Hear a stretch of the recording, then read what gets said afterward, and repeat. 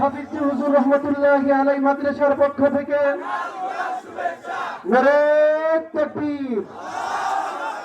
ভাই আমরা সবাই বসি, আমরা সবাই ধৈর্য সহকারে বসি। আমরা একটু রাস্তা করে দিই, হুজুরকে আসার জন্য রাস্তা করে দিই। ভাই মেহরবানি করে আমরা এদিকে বসি। ভাই হুজুর আসলে হুজুরকে আমরা দেখতে পাবো, আমরা একটু বসি। হুজুরকে যদি আসতেই না দেন তো হুজুরের বয়ান শুনবেন কিভাবে? ভাই একটু সাইড দেন। এই ভাই একটু আসতে জায়গা দেন। ভাই কেউ মুসাফা না করি, রাস্তা নেই ভাই, রাস্তা দিয়ে এদিকে আসেন আপনারা। ভাই একটু সাইড দেন। হুজুর যদি আসতেই না পারে কথা বলবে কিভাবে? মেহরবানি করে হুজুরকে আসার জায়গা দিই। ভাই আমরা পরিবেশ নষ্ট না করি, একটু বসি মেহরবানি করে। ভাই যুবক ভাইয়েরা বসেন, ভাই বসেন। ভাই